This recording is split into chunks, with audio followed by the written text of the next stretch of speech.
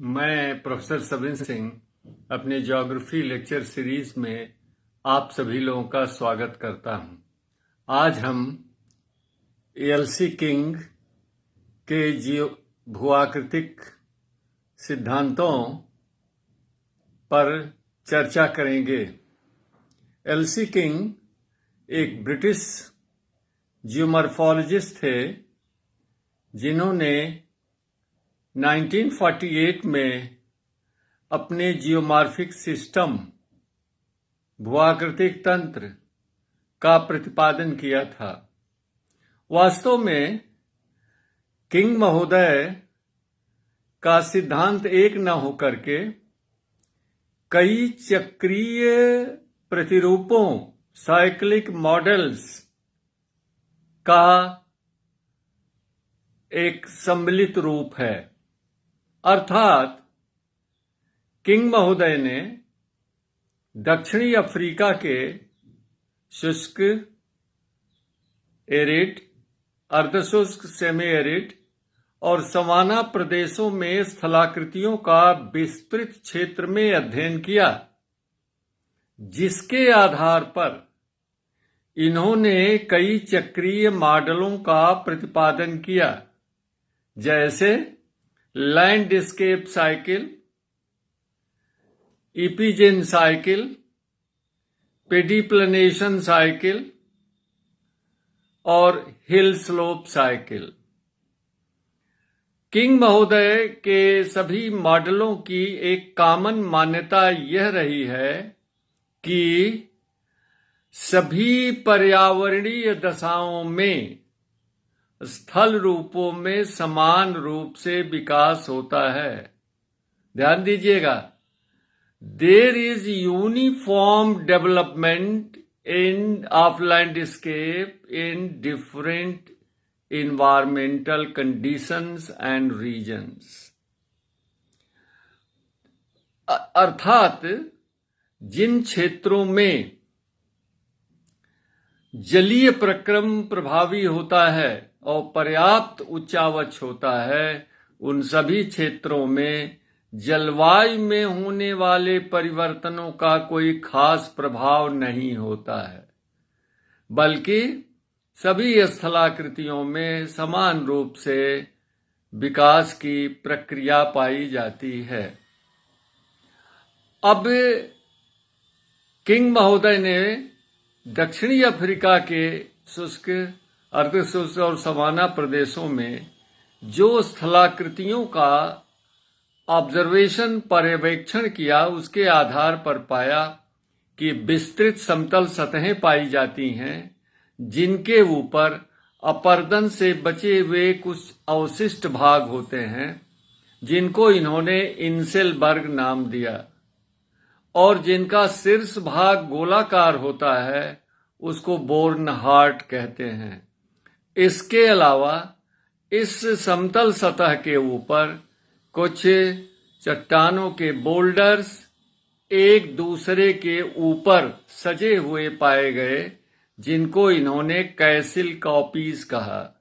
कैसिल copies सच पूछिए तो एक तरह से टार्स का ही प्रतिरूप होता है। और इन्होंने ये भी बताया कि जिन क्षेत्रों में जलीय प्रक्रम प्रभावी होता है और पर्याप्त उच्चावच होता है, सफिशिएंट रिलीफ होता है, वहां पर जो आदर्श ढाल परिच्छेदिका में चारों तत्व पाए जाते हैं, all the 4 elements are found in hill slope profile if the fluvial process is dominant and there is sufficient relief.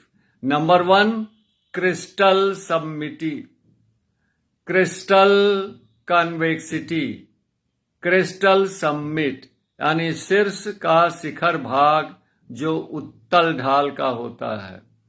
उसके बाद कगार होता है, स्कार्फ होता है, यानी फ्री फेस एलिमेंट होता है।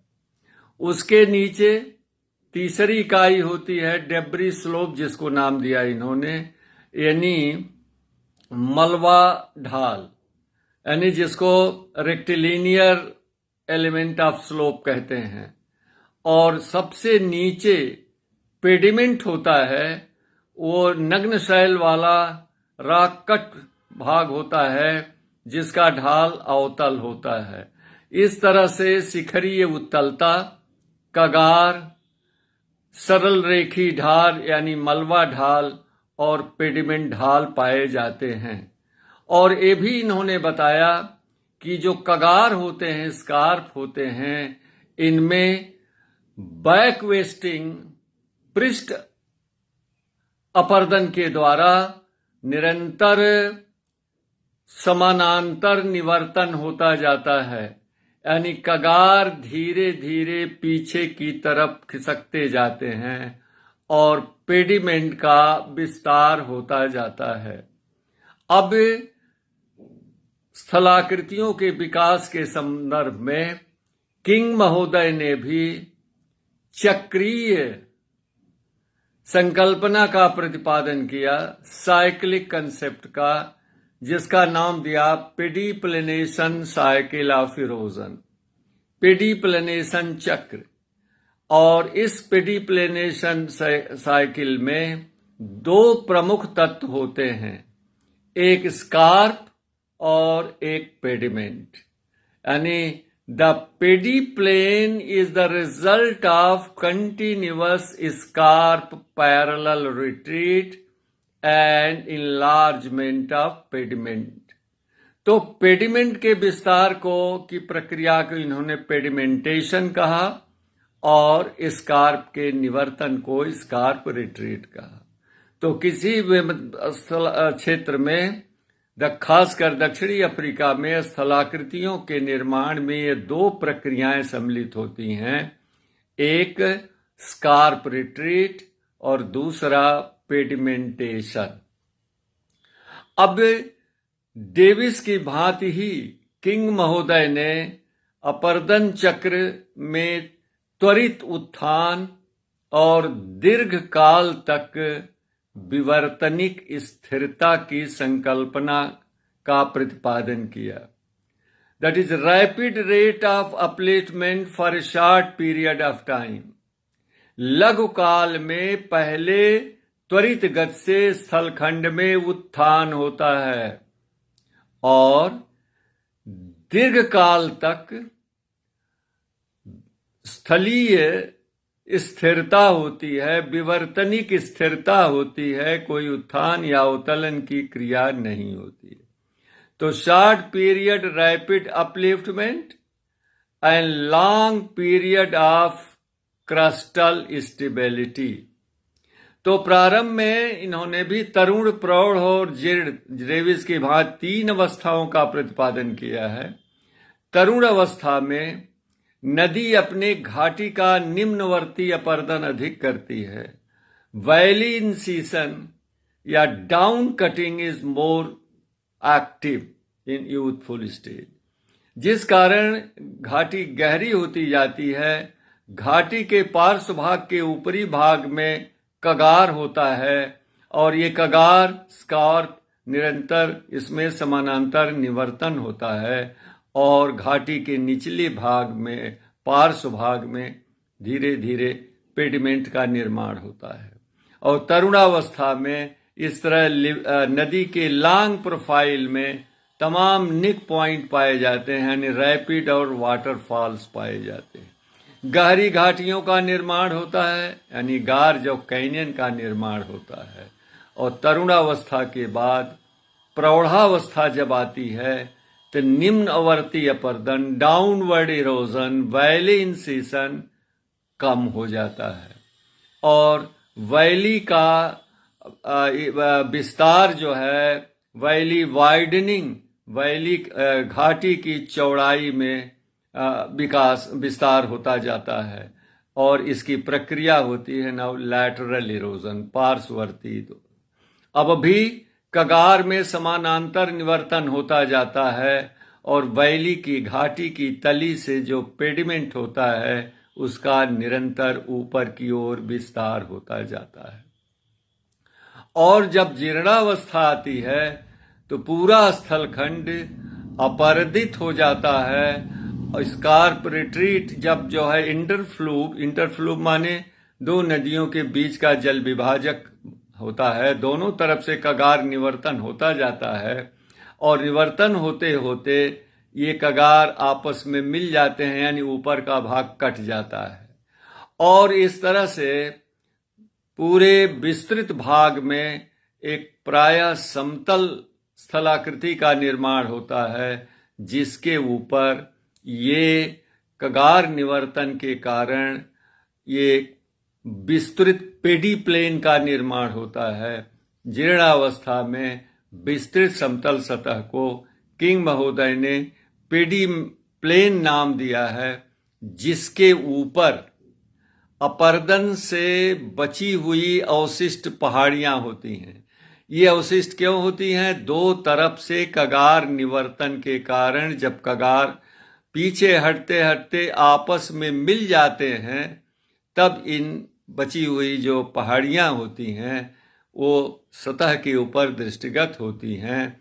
इनको किंग महोदय ने इंसेलबर्ग नाम दिया है और अपक्षय के द्वारा बहुत से चट्टानों के बोल्डर्स एक के ऊपर एक पाए जाते हैं, यानी बोल्डर्स का ढेर पाया जाता है, माउंड ऑफ बोल्डर्स, जिसको इन्होंने नाम दिया है कैसिल कॉपीज।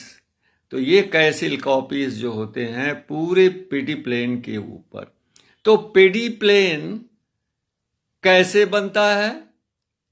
कगारों के समानांतर निवर्तन के कारण और पेडिमेंटेशन। तो पेडिमेंटेशन की प्रक्रिया और स्कार्प रिट्रीट की ये दो जुड़वा प्रक्रियाओं के द्वारा एक विस्तृत समतल सतह का निर्माण होता है, जिसको पेडी प्लेन कहते हैं किंग महोदय के अनुसार, जिसको डेविस के पेनी प्लेन के बराबर माना जाता है। और किंग महोदय का कहना है कि दक्षिणी अफ्रीका की जो ये स्थलाकृतिक विशेषताएं हैं और जो ये मॉडल है पेडी प्लेन साइकिल का, हिल स्लोप साइकिल का, लैंडस्केप साइकिल का, इपीजिन साइकिल का, इसको ग्लोब पर धरातल के सभी पर्यावरणीय दशाओं में लागू किया जा सकता है, जिसका सबसे ज्यादा विरोध हुआ, क्योंकि किंग महोदय का अध्ययन सीमित क्षेत्र केवल दक्षिणी अफ्रीका के शुष्क, अर्धशुष्क और सवाना प्रदेशों में हुआ था। इसको सार्वभौमिक यूनिवर्सल नहीं बताया जा सकता है, लेकिन एलसी किंग ने एक पेडिप्लेनेशन साइकिल और हिल स्लोप साइकिल के विषय में अमूल्य योगदान दिया है, जिसकी लेकिन 1948 में चूंकि इनका सिद्धांत आया, इसलिए इसको कोई इस पर ध्यान नहीं गया, समर्थन नहीं दिया लोगों ने। क्यों कि अब तक जो है स्थल रूपों के चक्रीय विकास से ऊपर उठ करके भूआकृति विज्ञान वेत्ताओं ने मात्रात्मक यानी क्वांटिफिकेशन का में ज्यादा रुचि लेने लगे थे, यानी अब क्वांटिफिकेशन का युग प्रारंभ हो गया था। क्वालिटेटिव जियोमॉर्फोलॉजी की जगह क्वांटिटेटिव जियोमॉर्फोलॉजी आने लगी थी। इसलिए किंग महोदय का बहुमूल्य सिद्धांत पर लोगों ने ध्यान नहीं दिया और इसको उतनी शोहरत और समर्थन नहीं मिली। नमस्कार जी।